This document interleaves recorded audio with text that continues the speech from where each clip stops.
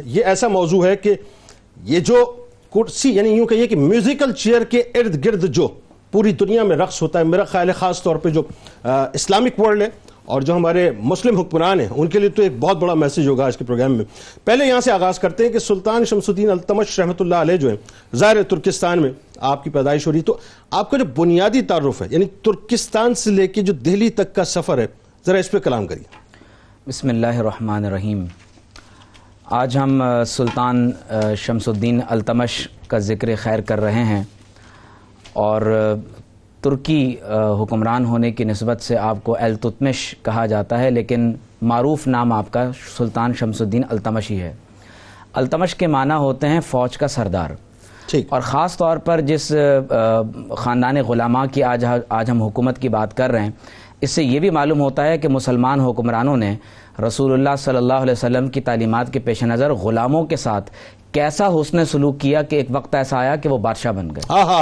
آپ دیکھیے کہ بڑا کمال نکتہ ہے صاحب۔ آپ دیکھیے کہ خاندان غلاماء میں یہ جو حکومت ہے دہلی کی سلطنت، یہ 602 ہجری سے لے کر 686 یا 89 ہجری تک پہنچتی ہے، جو عیسوی کے اعتبار سے 1206 سے لے کر 1290 تک کا تقریباً 84 برس کا عرصہ بنتا ہے، اور اس میں 10 حکمران ہیں جو خاندان غلاماء کے اندر حکومت کرتے رہے۔ اس حکومت کی بنیاد سلطان شہاب الدین غوری کے ایک ترک غلام قطب الدین ایبک نے ڈالی ہے، جو 1206 سے 1210 تقریباً صرف 4 برس تک حکمران رہے۔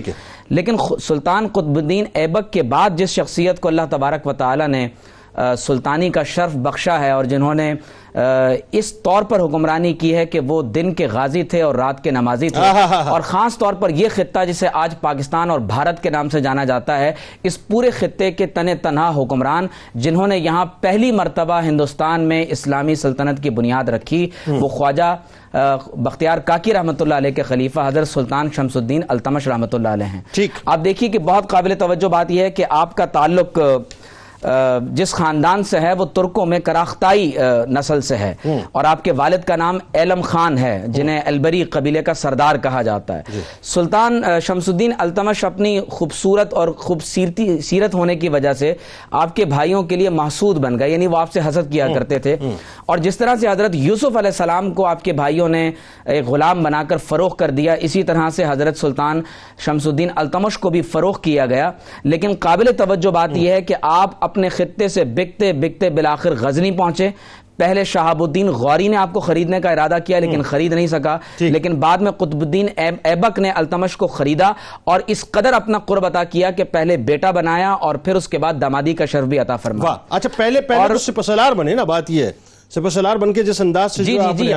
مہمات جو ہے نمٹائی۔ پھر آپ دیکھیے کہ اسی عہد میں آپ گوالیار کے حکمران رہے، برن کے حکمران رہے، دیگر علاقوں میں آپ کو جاگیرداری بھی عطا کی گئی، اور پھر بالآخر بدایوں کے حکمران رہے۔ میں بالخصوص آپ کے غلامی کے دور کے 2 واقعات یہاں آپ کے پیش نظر رکھنا چاہتا ہوں۔ آپ دیکھیے کہ جو لوگ نیک ہوتے ہیں، جن میں مستقبل میں کچھ بننے کی صلاحیت ہوتی ہے، تو بچپن میں ہی ان کی صلاحیتوں کو اولیاء کرام جان لیتے ہیں۔ جب آپ بخارا میں غلام کی حیثیت سے بک کر ایک بازار میں آئے تو آپ کے آقا نے آپ کو ایک سکہ دیا اور کہا کہ جاؤ اور انگور خرید کر لاؤ۔ وہ سکہ آپ سے کہیں گر گیا، تو اس کیفیت میں آپ ایک مقام پر بیٹھ کر رونے لگے، تو ایک فقیر کو کشف ہوا،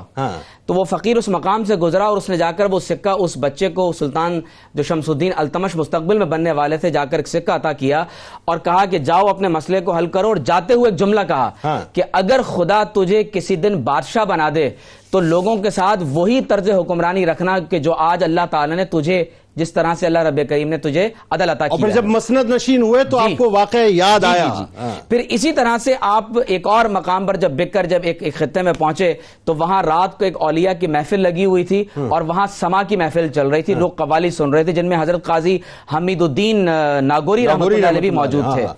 تو اس وقت آپ پوری رات شمع لے کر محفل میں اولیاء کی خدمت کرتے رہے، تو قاضی حمید الدین ناگوری اور دیگر بزرگوں نے آپ کو دعا دی، اور یہ انہی دعاؤں کا اثر تھا کہ اللہ تبارک و تعالی نے سلطان شمس الدین التمش رحمۃ اللہ علیہ کو حکمرانی کا ایسا طرز عطا فرمایا کہ آج وہ خطہ جسے پاکستان اور بھارت کہا جاتا ہے، یہاں پہلی اسلامی سلطنت سلطان نے ہی قائم کی ہے۔ صحیح۔ اچھا، حمید الدین ناگوری علیہ رحمہ جو ہیں یہ استاد محترم قطب الدین منشی بختیار کاکی علیہ رحمت جنہوں نے قرآن پڑھایا. کمال یہ ہے کہ وہیں سے فیض جو ہے وہ سلسلہ شروع ہو گیا تھا اس کا جاری ہونے کا. بالکل بالکل بالکل ایسے ہی.